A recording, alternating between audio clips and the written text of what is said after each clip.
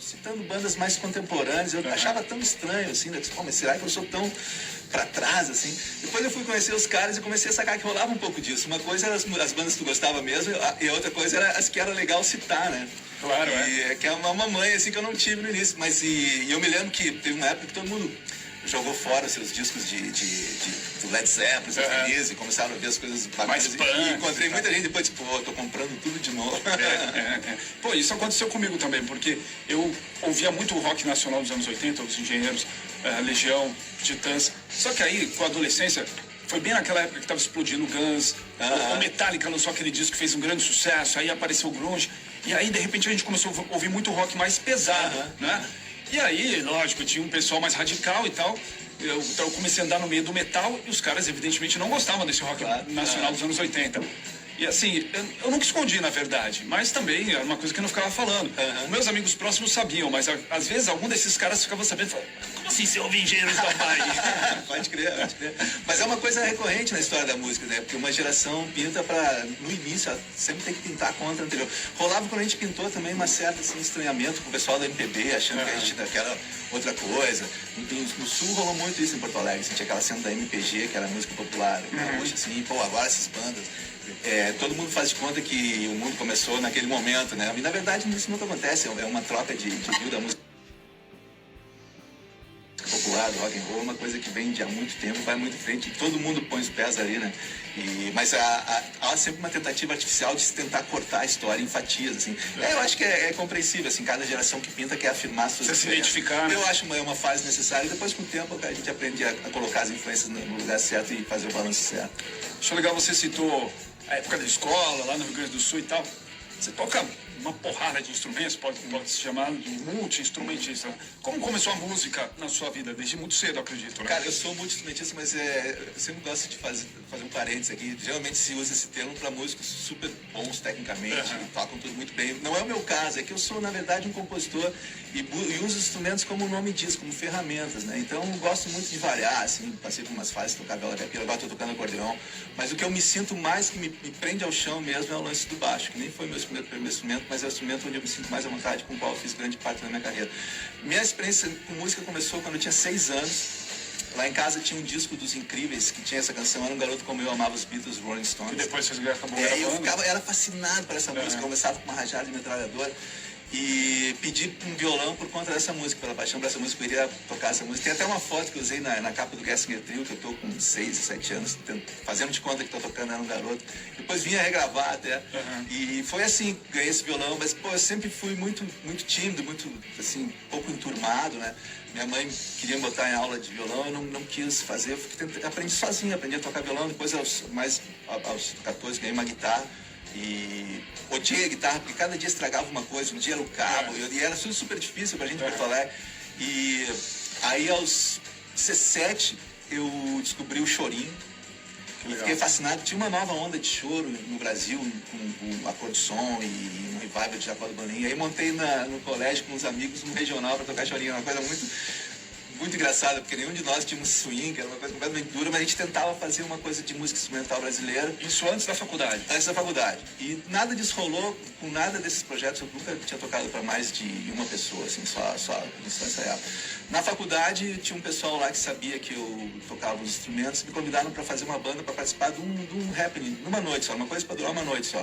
Aí eu inventei esse nome Engenheiros do Havaí, porque a gente estudava arquitetura, era uma brincadeira, porque estudava engenharia, frequentava o nosso bar. E compus um repertório em uma semana, assim, eram umas músicas metidas engraçadinhas, que é mais ou menos o espírito do início dos anos 80, né? E tinha alguns jingles que a gente tocava e trocava a letra. E assim fizemos o primeiro show dos Engenheiros do Havaí, dia 11 de janeiro de 85, na Escola de Arquitetura. E nunca tinha tocado para mais de uma pessoa, o show foi bacana. E mal sabíamos nós que foi bacana, porque só tinha colegas nossos na plateia. Eu disse, pô, esse pessoal da música veio reclamando, mas é muito fácil isso, né?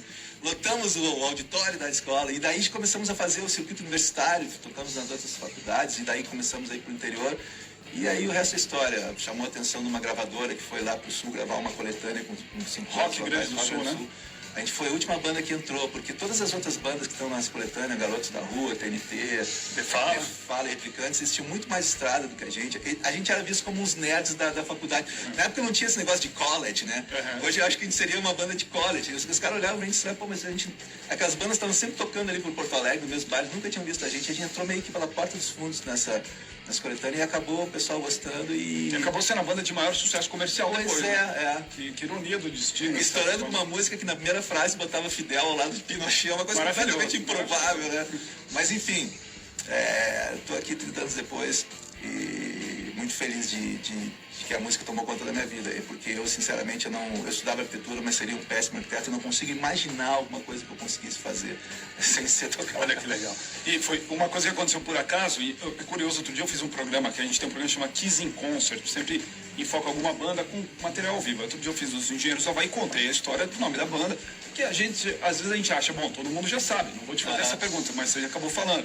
E aí, vários ouvintes falam, pô, que legal, não sabia dessa história, né? Porque a pessoa fica tentando entender, pô, por que Engenheiros do Havaí, né? Essa história que você contou, era uma zoeira com os caras da faculdade de engenharia que meio que usavam roupa de surfista, né? Sim, não, e nós tínhamos nós tínhamos e éramos os estudantes mais arrogantes e tínhamos as colegas mais bonitas na faculdade. E aí isso atraía os engenheiros. Tinha uma certa rivalidade, aquela coisa de escolas que vai assim, os prédios, um na frente do outro. Mas o engraçado é o seguinte, que no primeiro ano, cara, todos os convites de show que a gente recebia eram de dois tipos. Ou era para tocar em festa de sindicato de engenheiros, ou era para tocar em festa final de campeonato de surf. E era muito engraçado, uma vez a gente foi dar uma entrevista com uma revista de surf, assim, não, Engenheiros da Havaí, os caras achando que a gente era surfista, assim, não, pô, até hoje eu não sei nadar, e ficamos, tipo, ficou uma saia justa pra caramba, e, tipo, tinha aquela música Surfista Calhorda, dos replicantes, mas então vocês fizeram aquela música Surfista Calhorda, não fomos nós, mas era uma coisa auto-irônica, que era um pouco o espírito da época, né? As bandas tinham um nome nonsense, assim, Paralamas do Sucesso, Abelha, Bob Selvagem.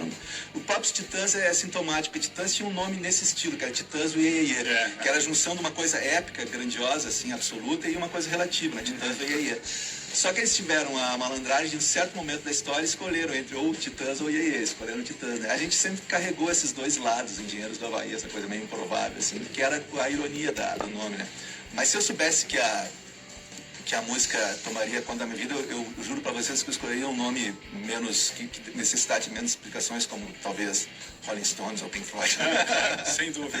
Bacana, olha, nome da nova turnê, Louco pra Ficar Legal, né?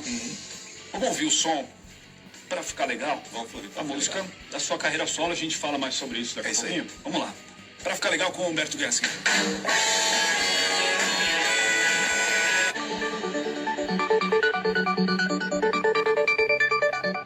Pra Ficar Legal, a versão do Humberto para uma música do Humberto. Né? Dois pernas fazendo a versão. Eu gravei originalmente no Sufano Carlos do DNA, um disco de 2002. E agora com a turnê Louco Pra Ficar Legal, eu tava afim de... A turnê anterior, Insular, era muito fixada em mostrar as músicas do disco novo, né? E agora eu queria fazer uma turnê mais aberta, assim, mostrando músicas de todas as fases da minha carreira. E resolvi regravar duas canções das quais eu gosto muito, que passaram meio batidas, assim, tipo lado B. Uma delas é essa, Louco Pra Ficar Legal, e outra faz parte. E lancei um compacto, que é um formato pelo qual eu tenho uma simpatia muito grande, apesar de nunca ter tido um compacto lançado, né? Pra quem não sabe, compacto é um vinil, duas canções só, ou 4 no máximo. E eu me lembro quando eu era pequeno, tinha um compacto que eu era fascinado dos Mutantes. Um lado era Don Quixote, e o outro lado era 2001. Ouvi muito. E a gente tinha até compactos de historinha infantil, aquelas coisas assim.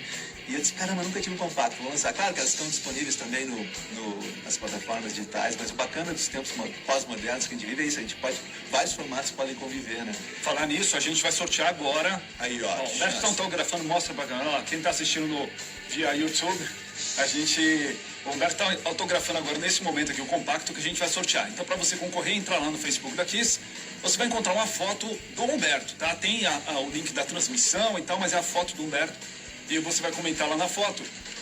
Faz uma pergunta, deixa uma pergunta lá. Todo mundo que deixar uma pergunta, a gente vai concorrer esse disco, esse compacto do Humberto autografado, hein? Autografado. Não é um compacto qualquer, esse é especial. Beleza? Então vai lá, facebook.com/RádioKissFM e depois a gente sorteia. Bom, a gente estava falando aqui, o Humberto citou Insular, né? O disco solo. Que é o seu único disco solo, porque você antes já tinha feito Humberto Gessinger, né? O Gessinger Trio, Gessinger Trio ainda na década de 90. Isso. Eu vi show do Gessinger Trio. Ah, é? Maravilhoso. Muito legal. Aí depois, você teve um pouco a vogal também, né? Agora, com o solo, com o seu nome? E incrível, as pessoas perguntam, porra, e como é que foi essa estratégia? Eu disse, cara, não é estratégia nenhuma. Na verdade, quando eu estava um pouco a vogal preparando as músicas para essa volta ao formato rock and roll e tal, eu não sabia muito bem como que fim essas músicas iam tomar, como elas iam ver a luz do dia, assim. E à medida que eu ia arranjando as canções e preparando o disco, eu senti que cada uma pedia um ambiente diferente, né? E que não seria legal ter uma banda fixa no disco inteiro. Por isso que eu resolvi botar meu nome na frente, assim, é uma coisa que pintou no fim do processo, toda essa decisão de botar meu nome na frente. Por conta de que, apesar das várias mudanças nas formações de enredo, sempre foi uma banda que gravou um disco comigo, sempre foi uma banda fixa. Nesse caso não tinha eu assumir meu nome. E, por incrível que pareça, é um disco com solo, mas tem duas formações completas dos engenheiros ali me acompanhando. O Luciano Lúcio Adal toca uma música comigo, o Glaucio Aranha Pedro tocam outra, duas formações de engenheiros, um disco solo. Mas é um disco que me deixou muito feliz, foi a volta, como eu falei antes, assim, para esse ambiente rock and roll, contrabaixo. E a turnê Louco Pra Ficar Legal é um amadurecimento disso, que recomeçou com isso lá. Estou muito feliz com esse período na estrada. E gostaria de, quando eu iniciei, que existissem essas ferramentas de comunicação que a gente tem hoje em dia para entrar em contato direto. São fantásticas, né? São fantásticas, assim. E eu me lembro, tem muita gente que sente saudade dos anos 80, muita gente que não viveu os anos 80, né? Foi um tempo legal, mas tinha algumas coisas que não eram tão boas, assim, como a lentidão dos processos todos, aí tu ia, tua música tocava, tu fazia os grandes programas, era tudo muito lento. Hoje em dia a gente pode ser mais ágil, eu acho, e ficar mais próximo de quem realmente se interessa no teu som. Isso, pra música que tu faz, é muito bom, eu acho. Muito legal, você estava citando a respeito disso, né? São 30 anos do primeiro disco agora, né? Longe Demais das Capitais, exatamente 30 anos em 2016. Eu aproveito no show para comemorar esses 30 anos, tocando algumas músicas desse disco, e também comemoro os 20 anos do Gessinger Trio, que é um disco de 96 também. Porque desculpa interromper, você tocava guitarra, você falou do lance do baixo. Sim, o primeiro disco você começou com guitarra, né? Aí o Pete resolveu parar e eu sempre fui fascinado pelo baixo, eu olhava assim, o baixo. Quando eu era criança, eu me lembro, assim, sem saber muito bem qual cada instrumento fazia, né? Os baixistas geralmente eram mais quietos, mais parados, e tu não ouvia muito bem o que eles faziam. Mais pra trás ali, isso deve ser a coisa mais importante do mundo, porque tu não ouve e o cara tá triste tocando. E também, quando eu era moleque, teve uma cena em que o baixo houve uma releitura do baixo no mundo, assim, quando pintou Stanley Clarke, Jaco Passotti, dois caras que tocavam de maneira completamente diferente, mas que meio que começaram a trazer o baixo pra frente, né? E o primeiro disco que eu toco baixo é o A Revolta dos Dantes, que é muito louco. Eu recebo muitos elogios de baixistas de verdade em relação a esse disco. Eu fico meio constrangido, porque eu não tinha a menor ideia de o que fazer. E eu acho que essa beleza... Talvez por isso mesmo, né? É um disco com linhas super ocupadas, assim, com muitas notas, e de palheta, um som meio distorcido.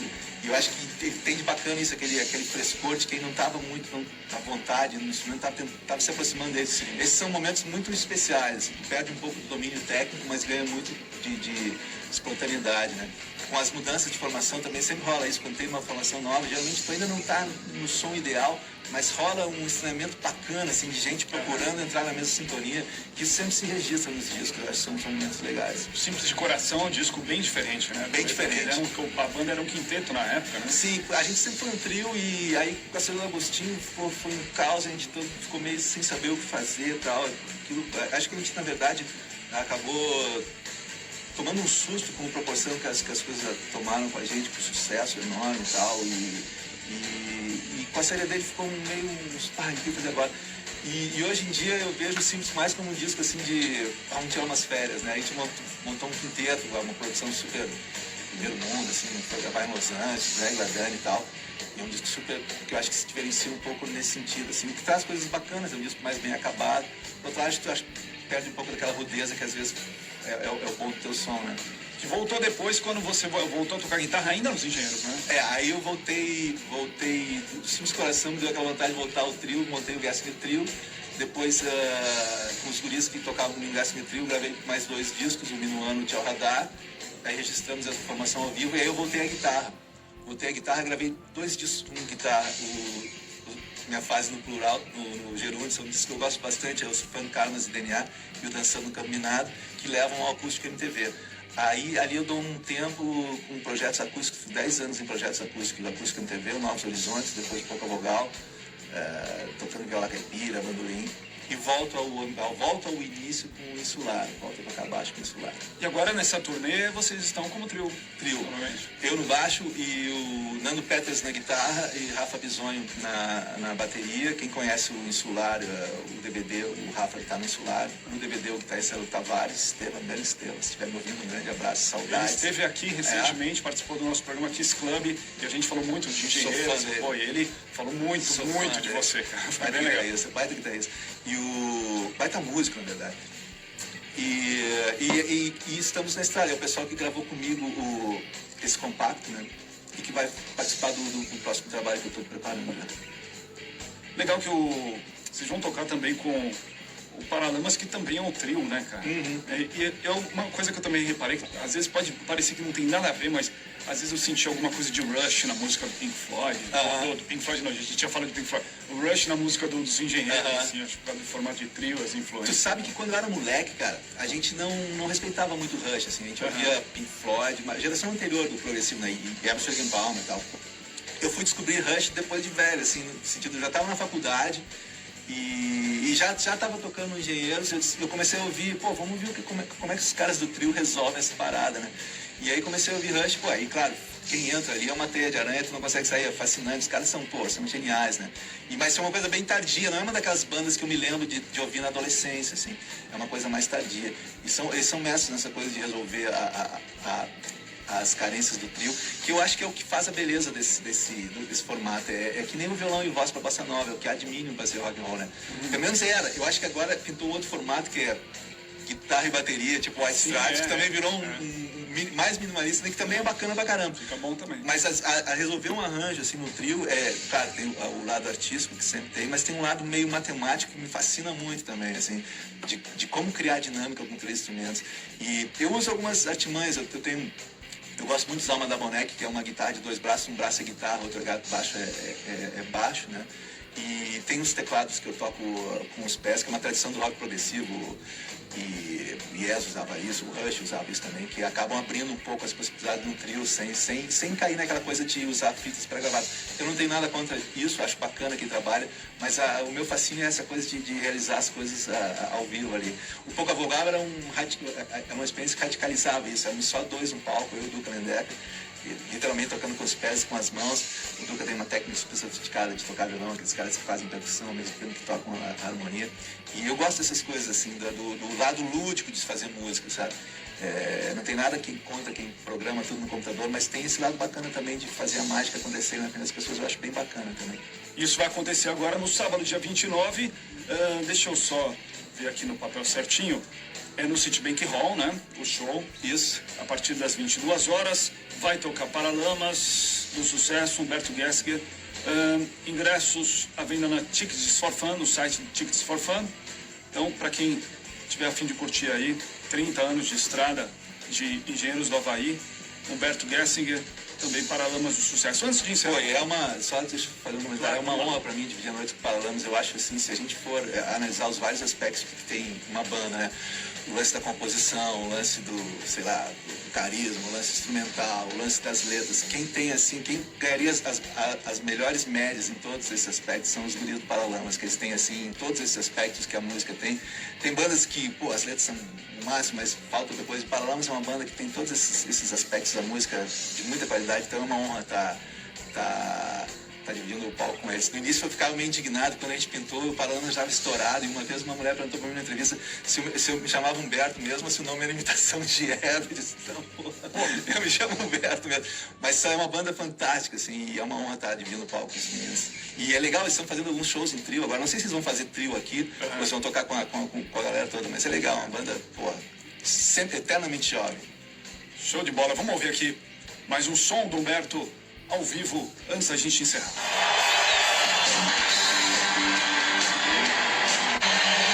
Até o fim com os Engenheiros do Havaí, até o fim mesmo, né? A gente espera a música acabar e vamos falar em cima.